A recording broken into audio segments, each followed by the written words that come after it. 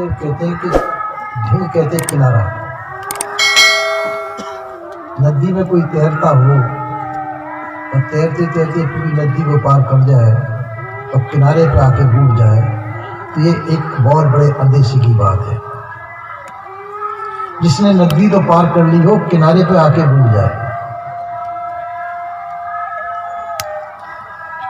तो किनारे पे आके क्यों डूबता है व्यक्ति? किनारे पे कोई खतरा होता है तब। कभी कभी नदी के किनारे में बड़े बड़े मगरमच्छ छिपे होते हैं, कछुए छिपे होते हैं। वो जीवित व्यक्ति को उतर जाता है बिना घाट के तो उसको पकड़ लेते हैं, दबा लेते हैं। इसी प्रकार से सदगुरुदेव कहते हैं धीमे बूढ़ा किनारे पे आके बूढ़ गया तो संसार समुद्र से पार होने की जगह, किनारा पार होने की जगह है, नदी पार करने की जगह किनारा है। किनारे पे होकर के ही नदी पार की जाती है।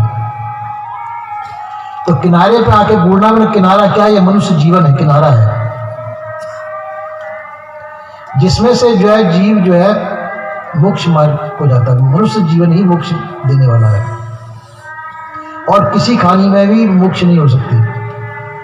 मनुष्य जीवन ही हो सकती। और मनुष्य जीवन में आके ही यदि बूढ़ जाए तो बहुत आश्चर्य की बात मानी गई है,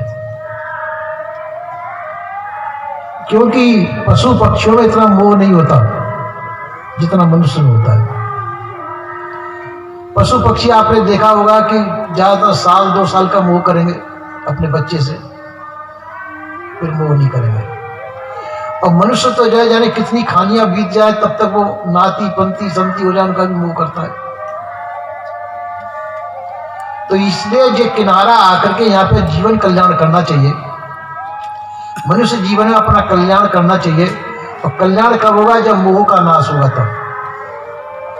संसार में जो हमारा मोह है, मोह की निवृत्ति जब तक नहीं होगी जब तक जीवों का कल्याण नहीं हो सकता। और बिना विवेक के मोह हट नहीं सकता है। विवेक के द्वारा जब मनुष्य ये समझ लेता है ये संसार सब झूठा है, संबंध सब झूठे हैं, ये शरीर तक ही है जो भी हमको दिखाई दे रहा है। शरीर छूटने के बाद में ये संसार में जो दिखाई दे रहा है जिसको मैं अपना मानता हूं ये मेरा कुछ नहीं रहेगा। जब ये समझ लेगा मनुष्य तो उसका मोह छूट जाएगा। आप किसी धर्मशाला में जाएं या लॉजों में जाएं, बहुत अच्छी सुविधा होती है, अपने घरों से अच्छी सुविधा होती है वहां पर। और वहां पे जाकर के आप मोहित हो जाएं कि ये तो बहुत अच्छा है, यही मुझे रहना चाहिए, तो वहां ज्यादा दिन नहीं रुक सकते, लौट करके आपको अपने घर में ही आना पड़ेगा। इसी प्रकार से हम संसार में मोहित हो जाते हैं। संसार में रहते हैं, संसार की चकाचौंध में इतने मोहित हो जाते हैं हम अपने आप को भूल जाते हैं, अपने कल्याण पथ को भूल जाते हैं और संसार में ही हम रम जाते हैं। आखिर में संसार ये शरीर छोड़ते समय पे संसार के मोहवश हमको दूसरा जन्म धारण करना पड़ता है। यदि ये मोह छूट जाएगा तो मोह के नाश का नाम ही मोक्ष है। पर ये मोह छूटता नहीं है। दोपहर को भी चर्चा चली थी अपनी सिलसिले में, मोह बड़े मुश्किल से छूटता है। इसलिए सदगुरुदेव कहते हैं ढींग बूढ़ा उतरा नहीं। ढंग किनारे पे आकर के बूढ़ गया, किनारे के मनुष्य जीवन में आकर के, और ये डूब गया, मोह ममता आसक्ति में डूब गया, विषय वासनाओं में बूढ़ गया और इससे उतर करके ऊपर नहीं आया, यानी किनारे पर लगा नहीं। कभी कभी कोई जीव डूब जाता है, मनुष्य डूब जाए, कोई जानवर डूब जाए तो मरने के बाद वो उछल करके ऊपर आता है। और ये कि ये मनुष्य जीवन के लिए सदगुरुदेव कहते हैं कि ये ऊपर नहीं आया, किनारे पर लगा नहीं, यानी उसका जीवन कल्याण नहीं हुआ। तो इसी प्रकार से संसार के अंदर हम संसार में इतने बूढ़ जाते हैं, इतने डूब जाते हैं कि फिर उछल के ऊपर नहीं आते, हम अपने कल्याण पथ पर नहीं आ पाते। कल्याण पथ पे कब आएंगे? जब संसार को बिल्कुल ही छूट जाए, संसार की मोह ममता आसक्ति से हम निवृत्त हो जाए। संसार की मोह ममता आसक्ति जब तक निवृत्त नहीं होगी जब तक हम जो है उछल करके ऊपर नहीं आ सकते। इसी प्रकार से संसार में जितने भी जीव हैं, जब तक अपने को संसार में जीवित समझते हैं, संसार की अहमता ममता में लिप्त हैं, तब तक वो कल्याण के भागीदार नहीं है।